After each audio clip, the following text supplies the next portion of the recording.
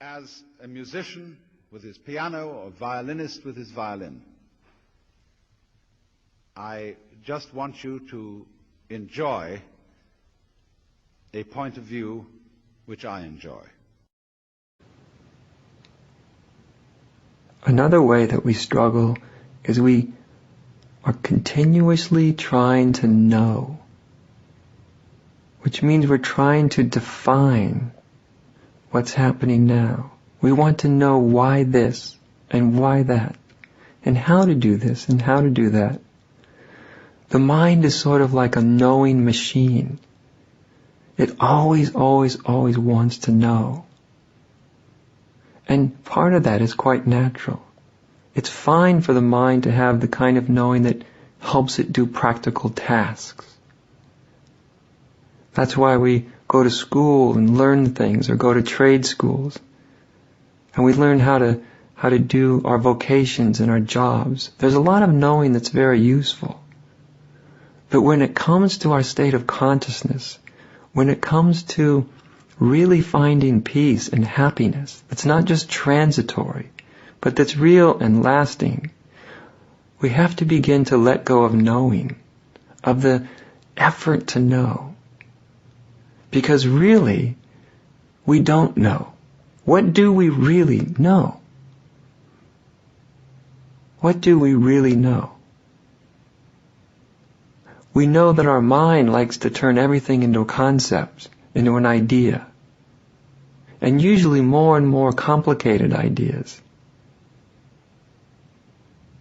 But I would suggest asking yourself, what do I know for certain? With absolute certainty. Not what do I know with 99% certainty, but what do I absolutely know with total certainty for myself? When you really ask this question and you really look at it, first what will arise are all your ideas, your opinions, your beliefs, things you've learned, all the things you think you know. Because we do think that we know an awful lot of things. And yet all of our knowing, all of the things that we think we know, hasn't saved us from suffering. Not only individual suffering, but our collective suffering.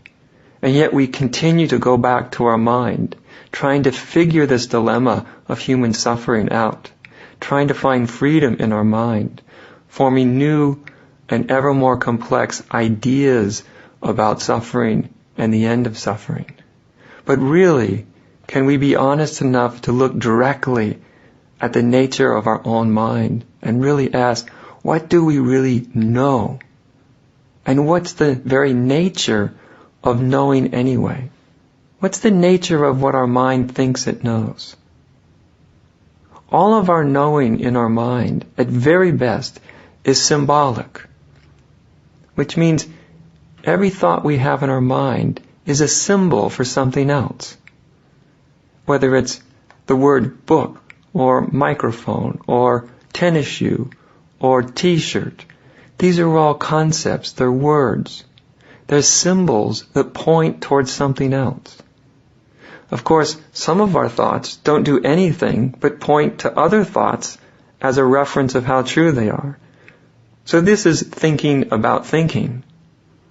But at the very best, our minds and our thoughts refer to other things. A thought really isn't the reality. A thought at its very highest form is a symbol. And when you look at the nature of most of the thoughts in our minds, they're not even that. What they actually are is just thoughts that refer to other thoughts. Stories about other stories. About other stories and about other stories. But part of coming to the end of struggle is to seeing that we don't really know most of what we think we know. Now this is a really big step. By a big step I don't mean it's difficult, but I mean it is a big shift in our understanding, a big shift in our consciousness. I can remember when this shift happened for me many years ago. I was walking out of work. I worked at a machine shop with my father at the time. And I was walking into the parking lot towards my car at the end of the day. And the funny thing, I really wasn't thinking about anything in particular. But all of a sudden, what came into my mind, the thought that I had, was that there's no such thing as a true thought. But it wasn't just a thought that came to my head. It was more like a quality of insight.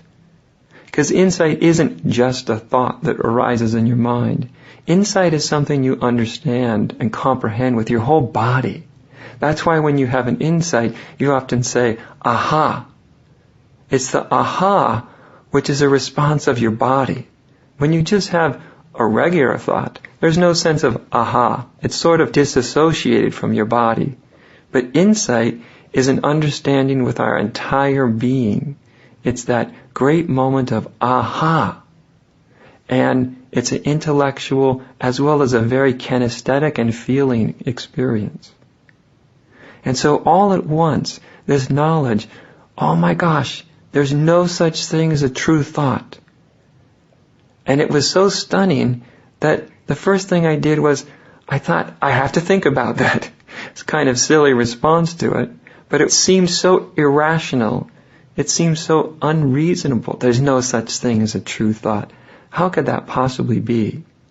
But when I really began to look at it, I began to see that thoughts are symbols for things. They're not the things themselves.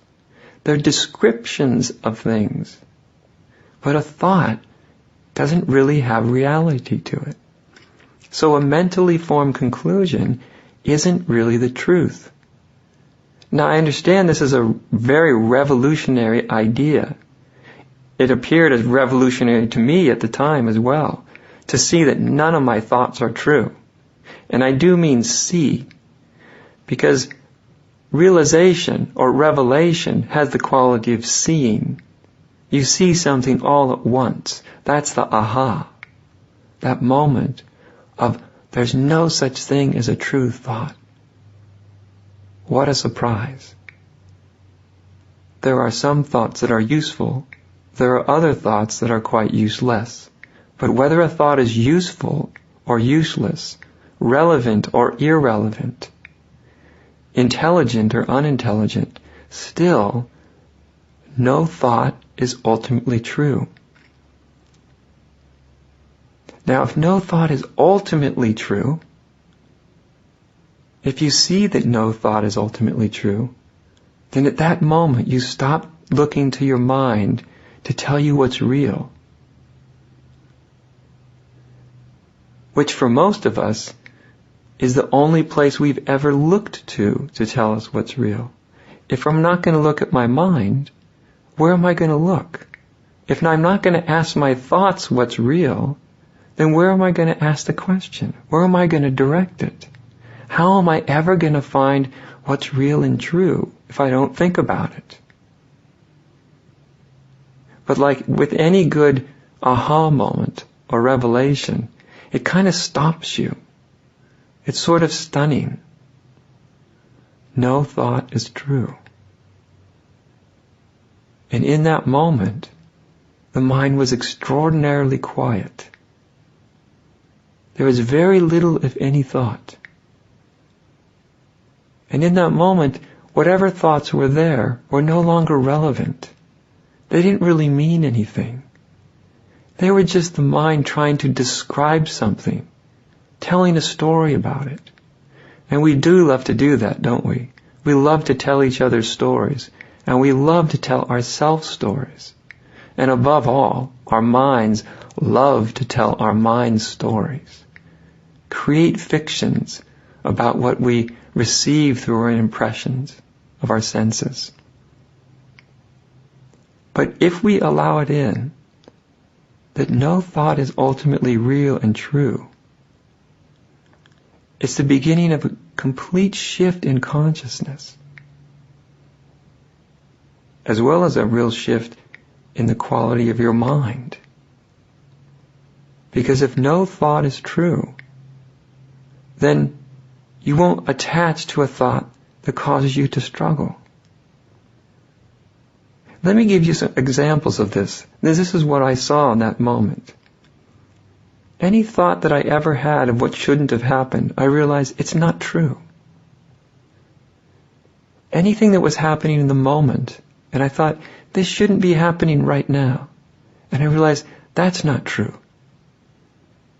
And then sometime later, I was talking to somebody and I referenced myself with my name. And I heard my name in my head and I knew that's not true. That thought's not true. That's not who I am. I'm not just a thought. Something about me is more than a thought. I'm not just a name. I'm just not the name on my driver's license. No thought is true. Where does that leave you?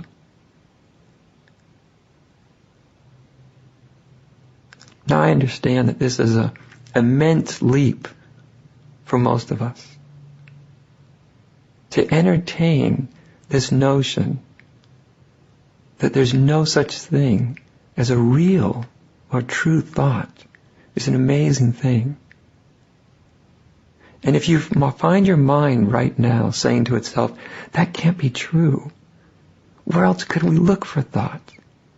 Look at all the books that have been written. Look at all the songs that have been sung. Look at all the scientific formulas that have been figured out. Look at all the theories we have in quantum physics, and on and on and on.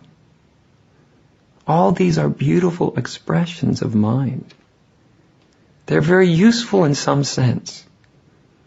They help us to navigate and create in this world of time and space. But really, are any of them really true? Ultimately. I heard a scientist, a great physicist, on a radio program just a few weeks ago, and he said something quite amazing for a scientist. He said, even in quantum mechanics, our theories don't really tell us what's true and what's real. They just explain the behaviors of things. They're symbols for reality. They're not really real. And I thought, wow, I was so amazed.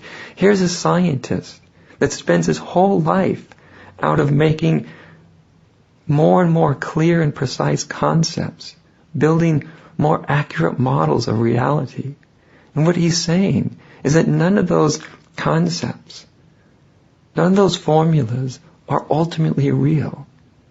They're useful, yes.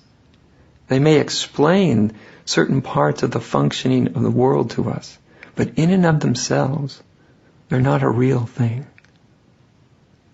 Now, if a scientist can say that, if someone whose whole profession is about conjuring up more accurate concepts to describe reality, if that person can realize that nothing that we say about reality will ever be as true as reality, then you and I can at least be open to the notion that maybe what we think isn't really true. But if you allow that in, if you allow in the idea that no ideas are true, then you find yourself quite empty-handed. The mind doesn't know quite what to do. It feels exposed and vulnerable. It's very likely that your mind has never been in this place before. And you'll feel its almost compulsive desire to know and to struggle towards knowing. And that's okay, because that's part of the function of the mind, to try to know, to tell stories about the way things really are. But the stories will never be as true as the way things really are. So just take a moment and feel your mind has an innate desire to know, to conceive, to tell itself a story.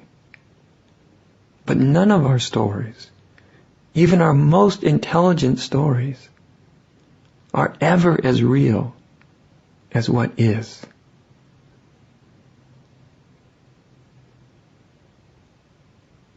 And waking up from this egoic state of separation requires us to begin to enter, all of us, all of our senses, right into the heart of reality, into something that's not conceptual. Just stopping here and now, in this instant. I'm not just speaking theory here. This isn't just a rarefied insight that comes back from the mountaintop. What if we were beginning to live this way? What if we began to relate to each other from a standpoint where we both know that our thoughts aren't ultimately true, but we're still going to use them, we're still going to communicate, aren't we? We're still going to tell each other stories. But wouldn't it be revolutionary is that even as we're telling each other stories, we knew that they're just approximations of what's true.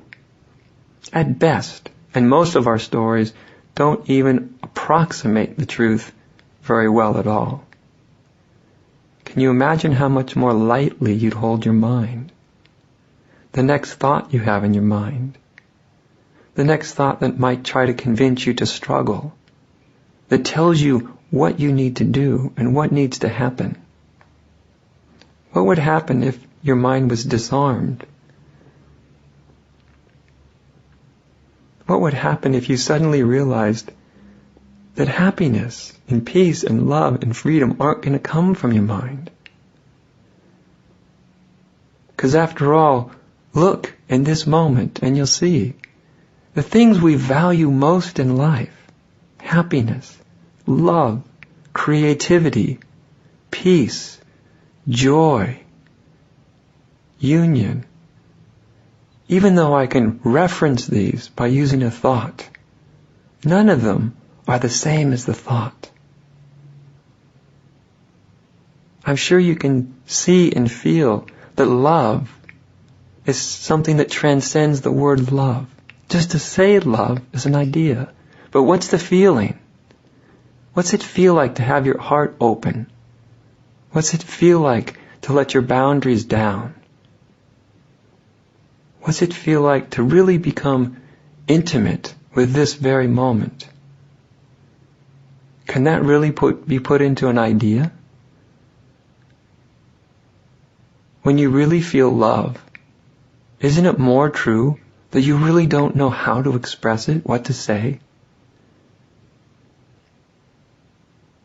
This is the one common thing about any real revelation we have. Any true revelation will stun our mind. Because at that moment we comprehend something that's not just in thought. It comes from somewhere else, from some other space.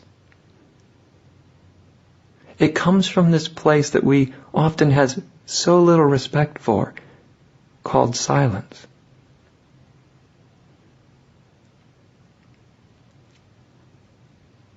What's more neglected in our lives than silence? What do we run away from more than silence? Many of us would rather keep our ideas and our beliefs and our opinions, the very things that distance us from truth and reality and life. We spend so much energy running away from silence.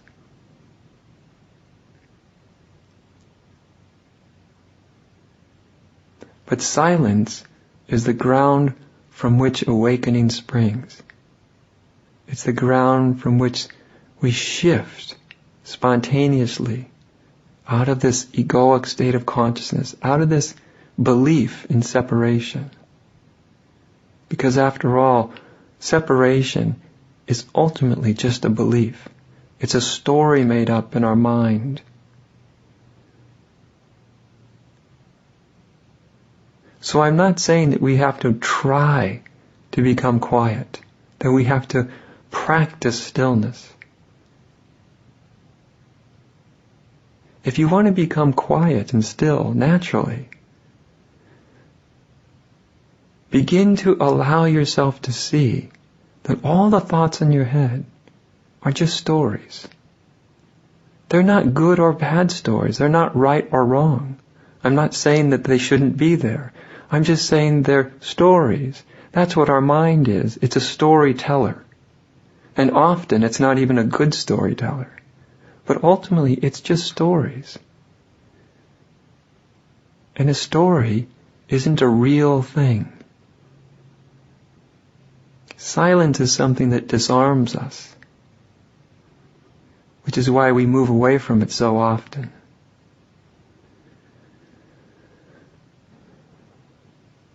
Our society is one in which we're more and more and more preoccupied with noise. I want to say something more about words. I said to you yesterday, words are limited. There's something more I have to add. There are some words that correspond to nothing. Words that have a very powerful influence on us. You know, when I use the word tree, it corresponds to something. When I say man or woman or child, that corresponds to something. But there are some words that correspond to nothing. Would you believe it? For instance, talking of a situation back home, I'm an Indian. Now we've got another country called Pakistan. Now let's suppose I am a prisoner of war in Pakistan. And they say to me, well, today we're going to take you to the frontier and you're going to take a look at your country.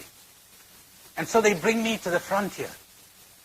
And I look across the border and I think, oh, my country, my beautiful country. I see villages and trees and hills.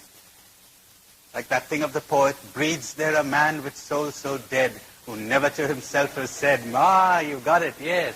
This is my own, my native land." And after a while, one of the guards says, "Excuse me, we made a mistake, sir. We have to move on another 10 miles. You know, it's fun." What was I reacting to? Indian trees, Indian villages, Indian mountains. But you know something? Trees are not India. Trees are trees. There are no Indian trees. In a geographical map, there are no frontiers, no boundaries. Those were put there by the human mind. Generally by stupid, avaricious politicians. That country of mine, once upon a time, was 1. It's 4 now. And if we don't look out, within a short time it might be 6. We'll have 6 flags. We'll have 6 armies. You never catch me saluting a flag. Me, never. Any flag, never saluted. I abhor all national flags. I do. I mean, you can go ahead. What are we saluting? I salute humanity. Not a flag with an army around it.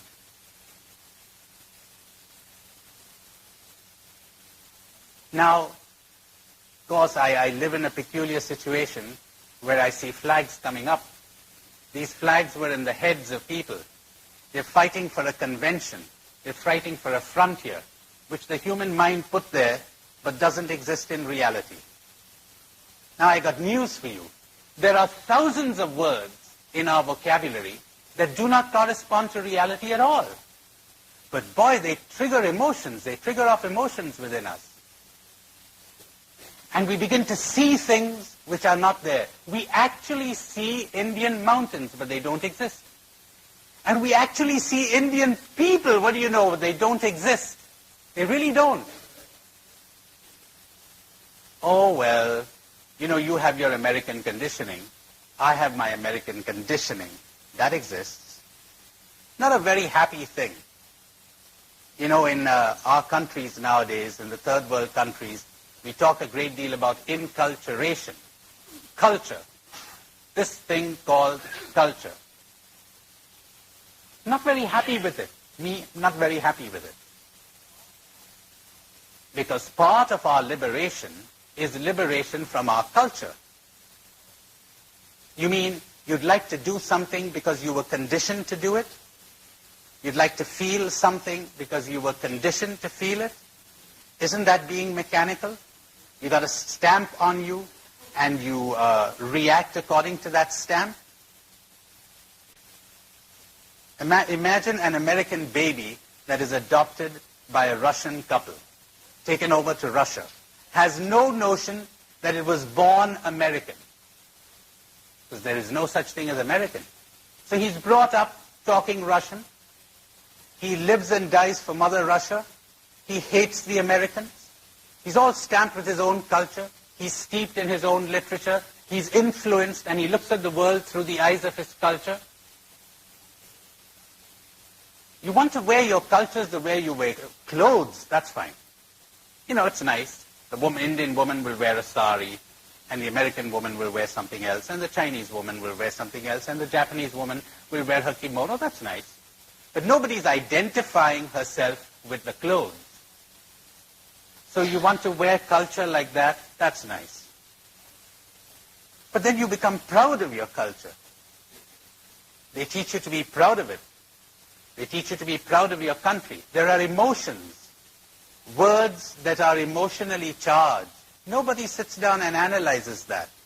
Remember how I told you, if you are affected or influenced by an experience you had with your father, let me put it as forcefully as possible. There's this Jesuit friend of mine who says, anytime I see a poor person, a beggar, I cannot give this person an alms. I cannot not give this person an alms. I got that from my mother, he says. My mother, ever since I was a kid, you know, he lived somewhere in the countryside in India, and any poor person who'd come there, well, his mother would offer that person a meal, etc. He said, I picked it up from her. I said to him, Joe, what you have is not a virtue. What you have is a compulsion. A good one from the point of view of the beggar, but a compulsion nonetheless. You cannot not do this. I remember a Jesuit who said to us once at a province meet, a kind of an intimate gathering of the men of our Jesuit province there in Bombay. Very nice to hear that. He said, I am 80 years old. I've been a Jesuit for 65 years. I have never once in all my life missed my hour of morning meditation. Never once. Nice. Could be very admirable, or it could be a compulsion too. No great merit in that, if it's mechanical. The beauty of an action comes not from its having become a habit, but from sensitivity, from consciousness, from clarity of perception and accuracy of response. I may say yes to this beggar, I may say no to another. I'm not compelled by any conditioning, programming of my past experiences or my culture. Nobody has stamped anything on me, or if they have, I'm no longer reacting from that. It's like you have a bad experience with an American, or you were bitten by a dog, or you had a bad experience with a certain kind of food. Now, for the rest of your life, you're influenced by that experience. Too bad. You need to be liberated from that. Don't carry over experiences from the past. Hey, I see many of you nodding in assent. How about carrying over good experiences from the past? Huh? Don't carry those either. You know what it means? To experience something fully, then drop it, and move on to the next moment, uninfluenced by the previous one? My, you're traveling with such little baggage, you could pass through the eye of a needle. Now you will know what eternal life is, because eternal life is now, in the timeless now. Only thus will you enter eternal life. But how many things we carry with us. And we never set about the task of freeing ourselves, of dropping the baggage, of being ourselves. And I'm so sorry to say that everywhere I go, I find Muslims who are using their religion and their worship and their Quran to distract themselves from this task. Instead of serving as a help, serves as a distraction. And the same applies to Hindus and you know who else. Now you're very clever. You're catching on quickly today. Now, words, they have such an influence on us. You know, you're talking to somebody, listen to this. You're talking to somebody, he seems a nice kind of guy, and somebody whispers into your ear, Cardinal Archbishop. Whoop. It has an influence on your mind and on your nerves. You're suddenly influenced by that, the word. See how it triggered off reactions within you? Can you imagine a human being who is no longer influenced by words, who is only affected by reality? You could give him any number of words, he'll still give you a fair deal. You could say Cardinal Archbishop, but he'll still give you a fair deal. He'll see you as you are. He's uninfluenced by the label. You could say Indian, American, Russian, Chinese, anything. He is uninfluenced by labels. So there it is. The importance of understanding words and concepts. If we are to attain awareness, because I said to you, awareness heals, awareness transforms, awareness puts us in touch with reality. But that goes with understanding how our mind functions and how we are being deceived by words and concepts.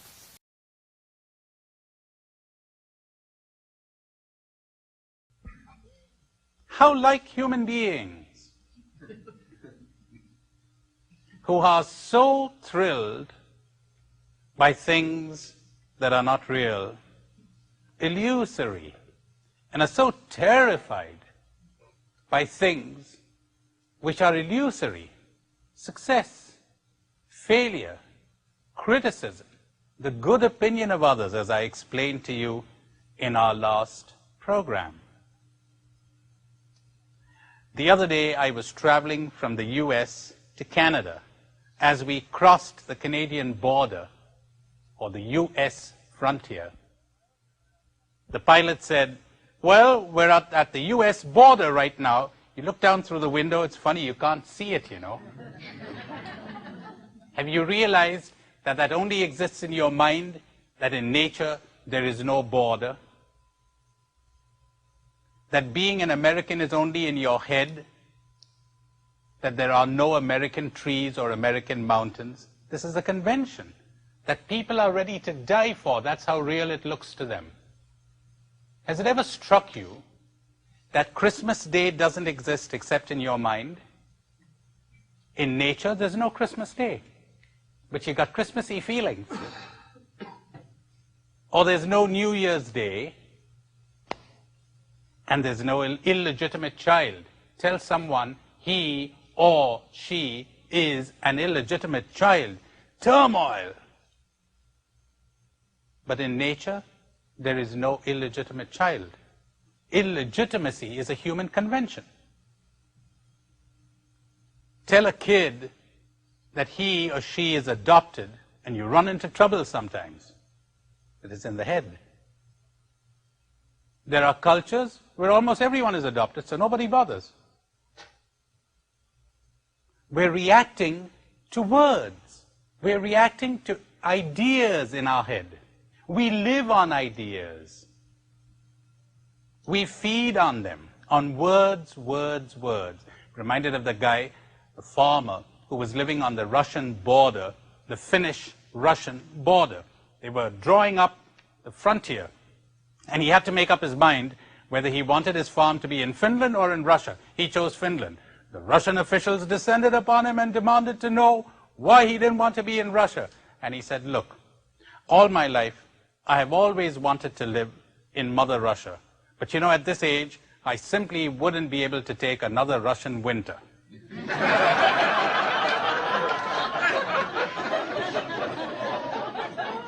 Or your Mark Twain, who says, cold. If the thermometer had been half an inch longer, we would have frozen to death.